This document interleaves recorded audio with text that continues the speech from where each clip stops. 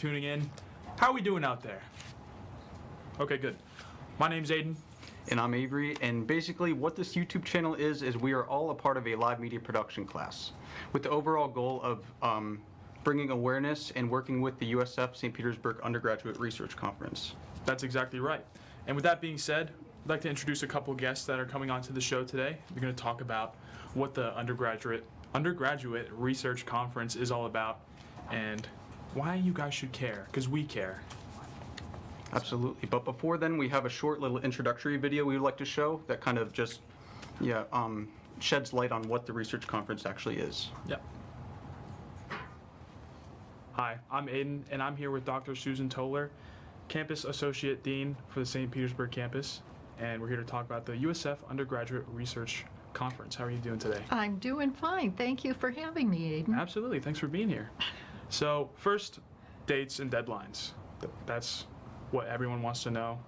What's the date to submit all applications by? Well, the applications are online, and the deadline is March 15th to submit your application for the Student Research Conference, and the actual conference itself is April 11th. Okay.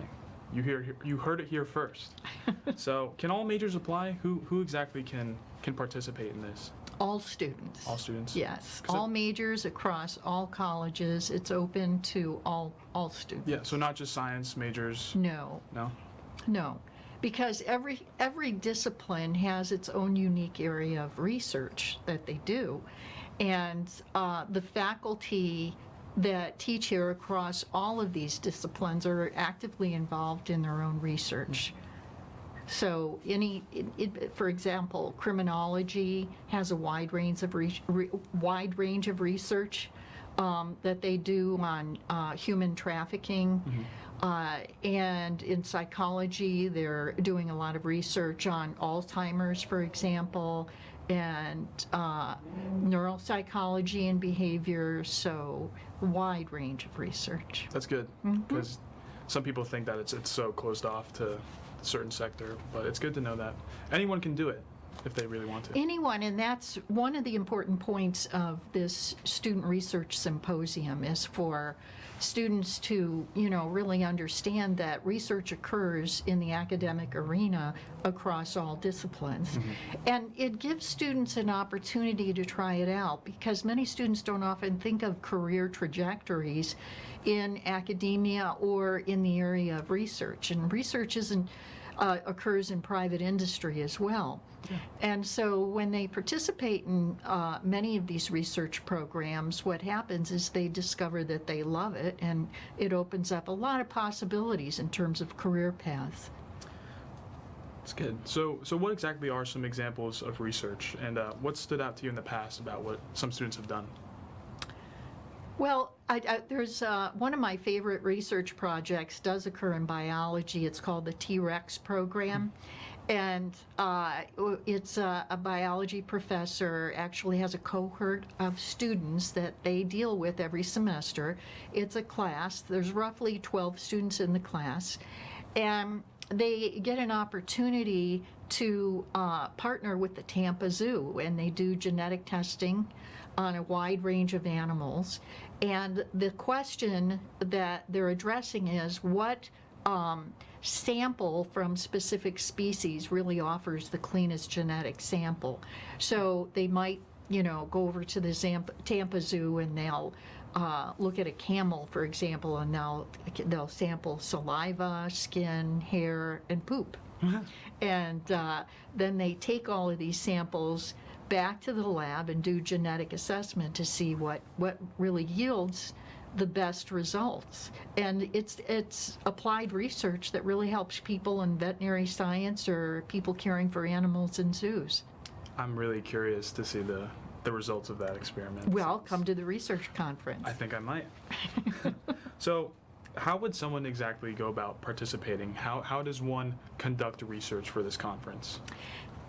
I like that question because I often have students ask me that. I mean, how do you connect with these research experiences? And I think one of the things I usually recommend to students is that when you go to class, pick one of your favorite professors, get an A in the class to show your stuff to the faculty member, and then talk with the faculty member about what their research area is. And in fact, the portfolios for our faculty are all online, so you can actually choose your faculty based on the research that they're doing. And then let them know that you're really interested in doing research or having more of a research experience. And they usually have students then join their labs. If they find that they're responsible and conscientious students, they join their labs, and students are able to earn credit. We have independent research courses that we set up for students.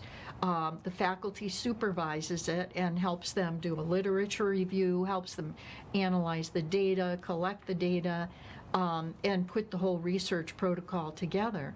This is an extremely valuable experience for students who have any interest in going to graduate school, because many of our graduates actually have published studies or are studies that are under review for publication, and they put it on their resume, and both medical schools or professional schools and a graduate school looks at that, and it really helps that student stand out from all of the other applicants. And so that's one of the many benefits that It's it has for one of the students. many benefits, yes, it is. That's great. Yeah. Good to know. And what would you say the conference means to you? Well, I think the conference is really a lot of fun because I love to go to the conference and look at a lot of the posters, talk with the students. They're very passionate. Once you get involved in research, you start really discovering that you're pretty passionate, and it's a lot more interesting than you think. Yeah. And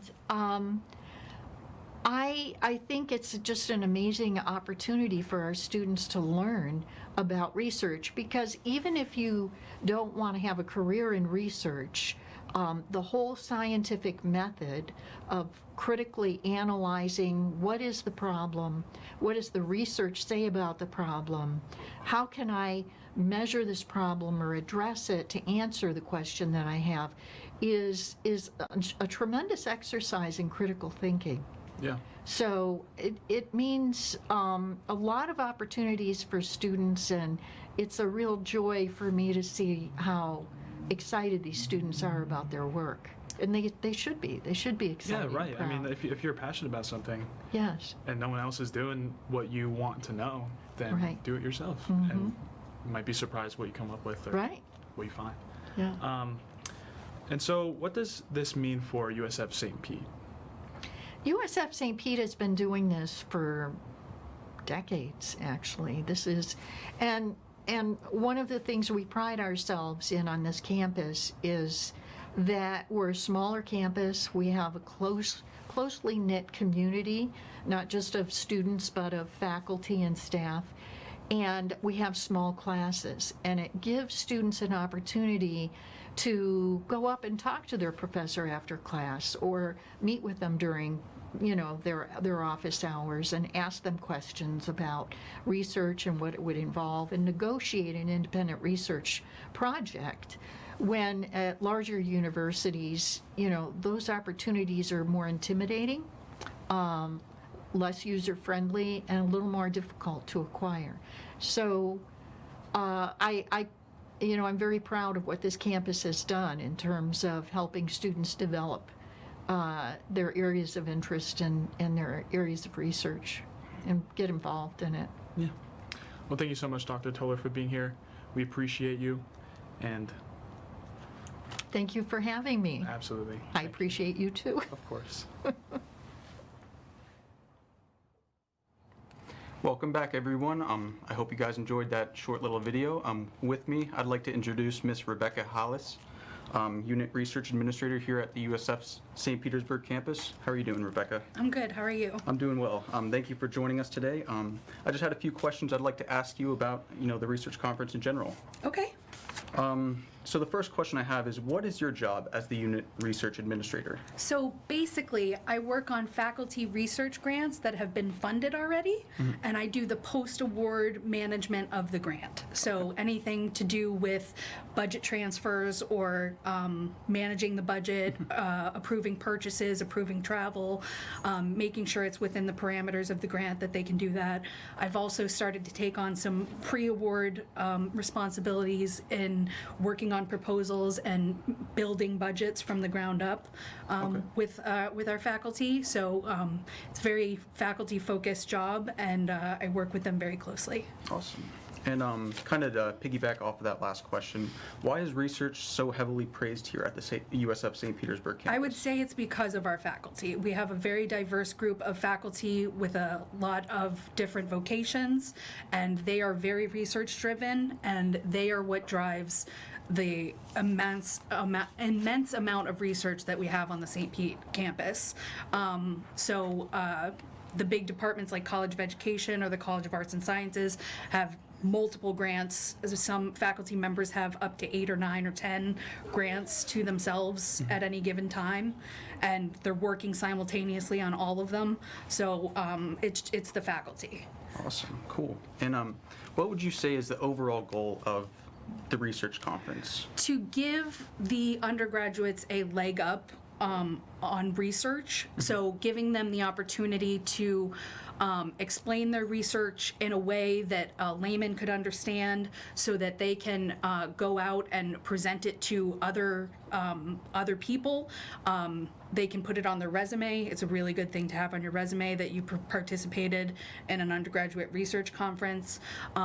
We do give out awards, so that looks good too for them. So some of them are there for the award. Some of them are motivated by classes that want them to do the research. It's part of the class, a requirement to do a research project, and they work closely with that faculty member.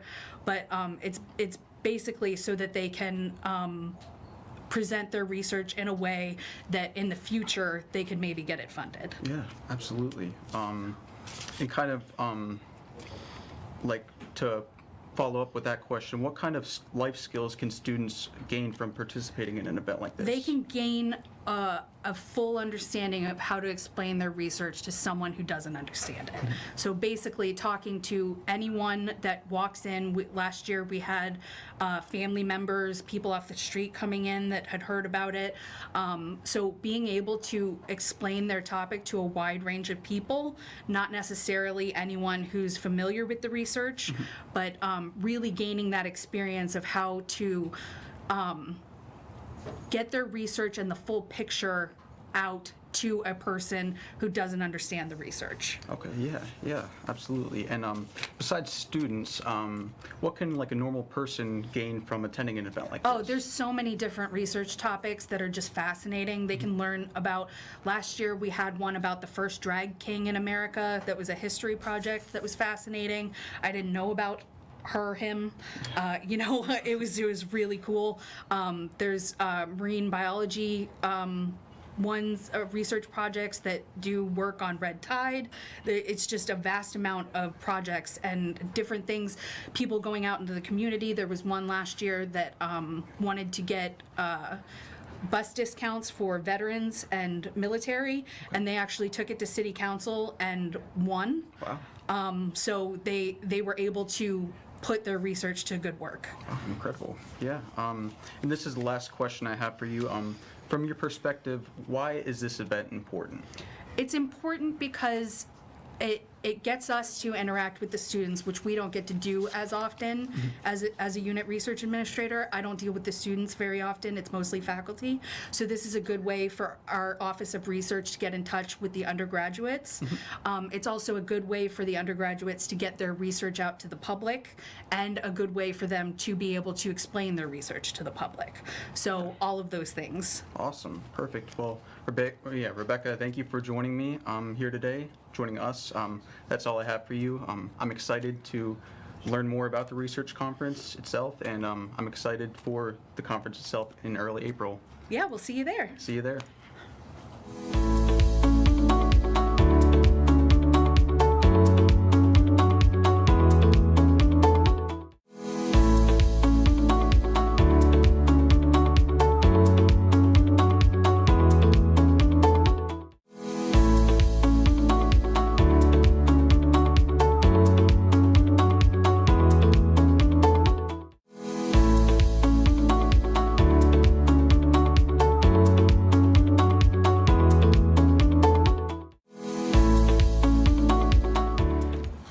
for tuning in. My name's Aidan. I'm here with John Johnson, the Associate Director of the Undergraduate Research Conference. How are you doing today? I'm doing well. Thank you for being here. We appreciate it. So can you tell us a little bit about your role as the Associate Director? So I'm the Associate Director of Research for the St. Pete campus. So I do a lot of different things. All of us who in administration wear a lot of different hats. But one of them that I started when I first got here like 9 years ago is like, oh, you're going to help coordinate this, which is the Undergraduate Research Conference. It was originally called the Undergraduate Research Symposium. And then when we consolidated as one USF, we changed the name to make sure that we're all being consistent across the 3 campuses. So I've been working to help coordinate that for 9 years. We've been doing it every year. Nice. So That's cool. So what exactly is the Undergraduate Research Center? the conference Yeah. or the conference is basically set up to let undergraduate students show off their research, their independent research. Some undergraduates do research as part of their course. Some do it like years of working with faculty members, and others just do independent research with just a little guidance. And what it does is it really lets them show off like things that they've learned over their time here at USF. Yeah. So you said that the event has been going on for 9 years? Well, no, it's been going on for 16 years. Oh, 16 years. I've been here 9. Oh, got it. Okay, cool. Well, how would you say the participants fluctuate? Does that grow every year, or? It grew every year until COVID, yeah. and so we maxed out as a campus the year before COVID, where we had like over 160 projects presented. Like we filled up the whole ballroom. Yeah. COVID kind of, it threw us off track. We had our first online ones afterwards, and actually St. Pete was the first one to successfully pull it off because of the libraries really stepped in and helped some of these students so that they could build their own projects online. So they did an online version of it. We did it the first year, and then Tampa adopted and used our model to do a bigger one university-wide, because that was the first year of consolidation. So, and then since COVID, now we had to start all over. And our first year after COVID, I think we had about 16 projects. And then last year we had like about 50 projects. So this year we're probably expecting 60 to 70. Cool. So we're seeing it grow again. Yeah. Well, that's awesome. Are there elements from the online portions that you keep around still, or is it all just? Yeah. So we started the awards. So One USF awards are now, we have people still do it online so that they can be judged online, and you can get a One USF award for your things. We, even before COVID, and why we did it so easily, is the library, we were taping and putting online the top programs, so people who won awards, we were taping those so we could put them in the digital library to save them for the future, and we did that pre-COVID. So once we'd already started that format, it made it easier for the libraries to say, hey, we can do this for all of them. So it was really the library's innovation, but it was really helpful. But I've been working with them for years, so that's part of the thing we learned, is making the right partners really helps long term. Yeah. It's sometimes, people say it's about who you know, not who you know. So. Well, it's just putting together the right team. Right. Yeah. Gotta have that chemistry. Yeah, and librarians are brilliant. Yeah. So why should people come to this event rather going to like some museum, or like why should people care? Because it's about what's happening now. These students are doing research on things that are of interest to them, which can tell you about what the next generation is thinking about, for someone older like me.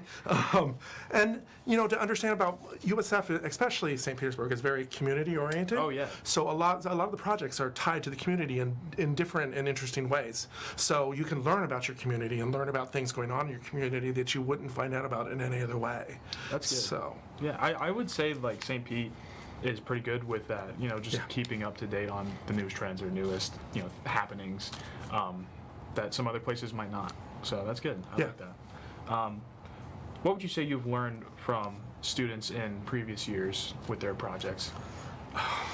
There's been a lot of years. So everything from one year, it was just about type of accents and what the accent tells you about where someone's from and how they speak.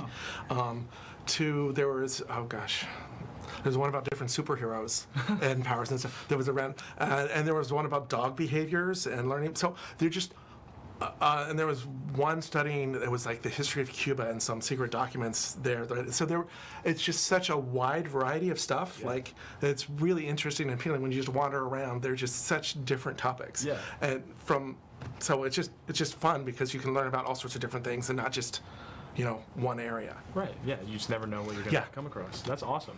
Well, thank you so much, John, for being here. We appreciate it. And that just about does it. All right. Thank you.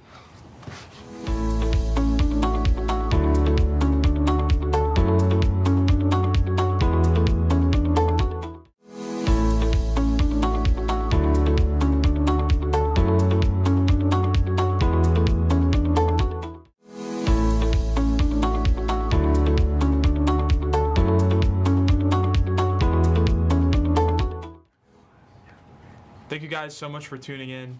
I've been your host, Aidan. And I'm Avery, and yeah, just be sure to, stay tuned with all of our social media to find out when our next live show is. Yeah, and we'll keep you updated. Thanks.